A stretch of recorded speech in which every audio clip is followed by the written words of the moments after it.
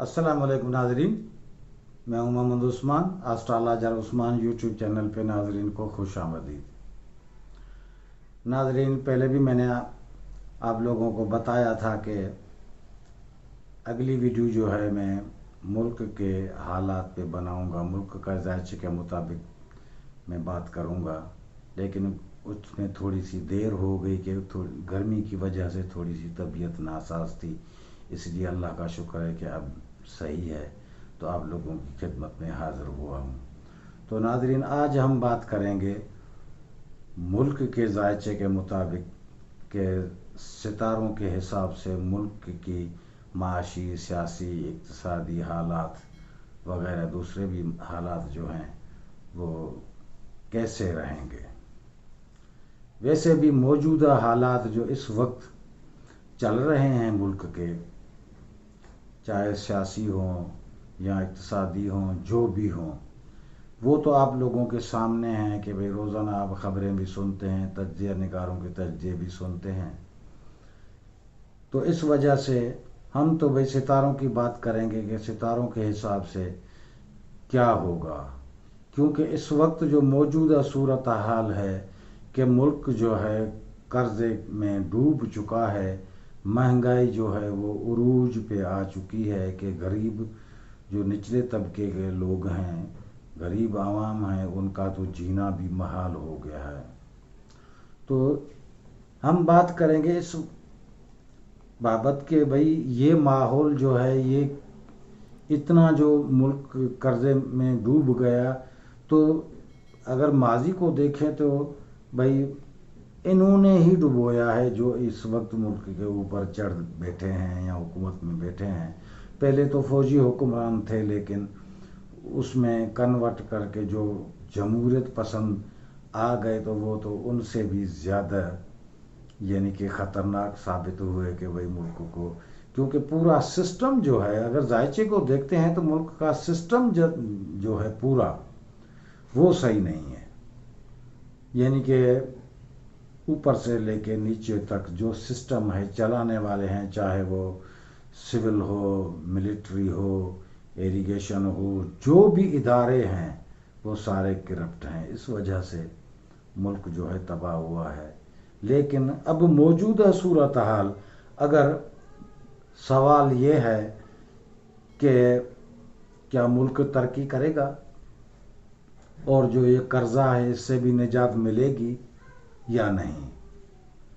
तो नाजरीन, मुल्क का तरक्की करना ये इस बात पे डिपेंड करता है कि भाई चलाने वाले मुखलिस हों, तो वो दिख नहीं रहा। क्योंकि इस वक्त जो है, अगर सितारे को देखें, शम्स इस वक्त पावर में बैठा है, लेकिन जिस खाने में बैठा है तो वो आलमी इदारे, ऐसे समझो का IMF जो है उसके मातहत जो चल रहा है, सारे उसके पीछे चल रहे हैं और उसके आगे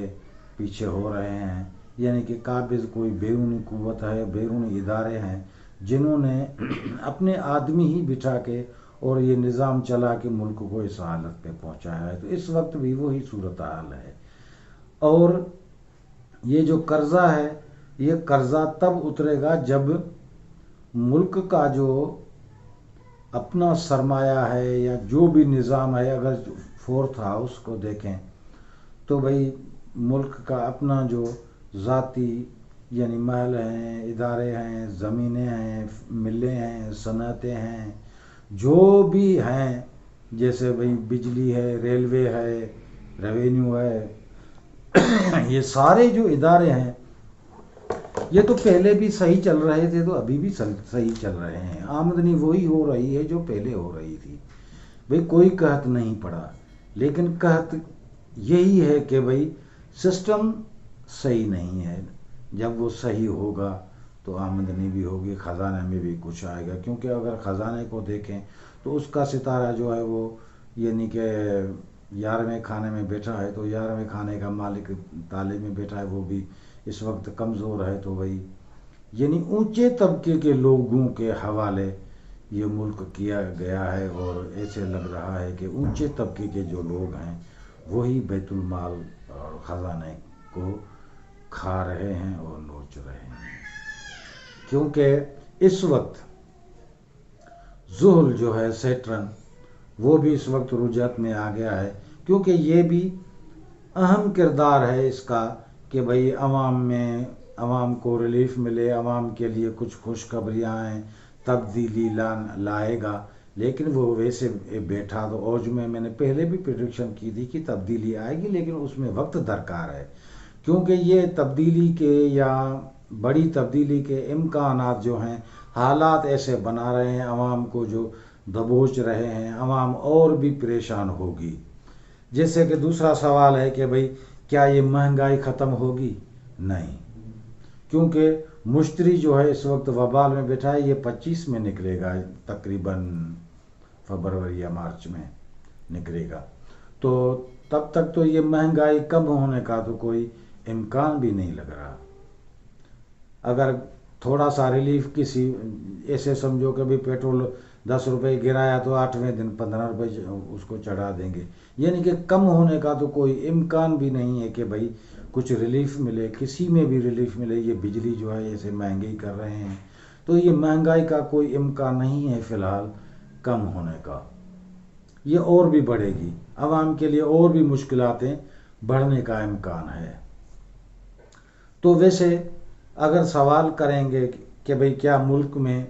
یہ جو حکومت ہے اس میں کیا تبدیلی آئے گی، کیا ہوگا، مارشل لا لگے گی یا ایمرجنسی لگے گی، تو ناظرین یہ تو ڈھکی چھپی بات نہیں ہے، ویسے بھی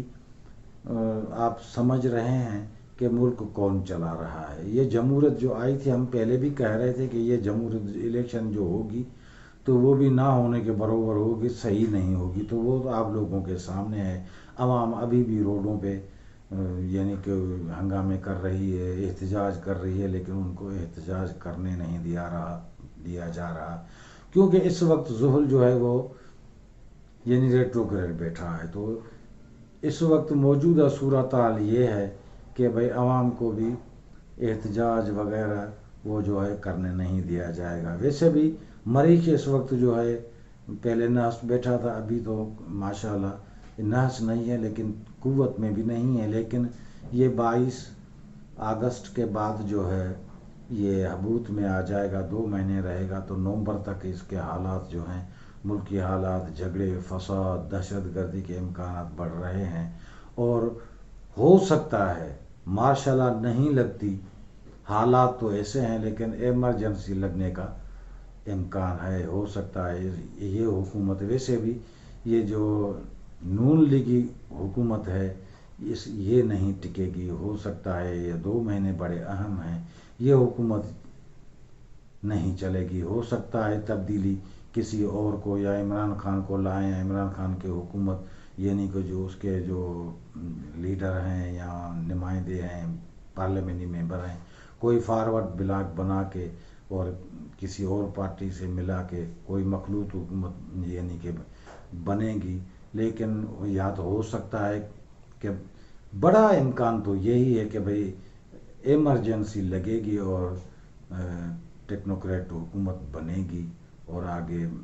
دیکھا جائے گا کہ کب الیکشن ہوں گے اس کا تو بعد میں اعلان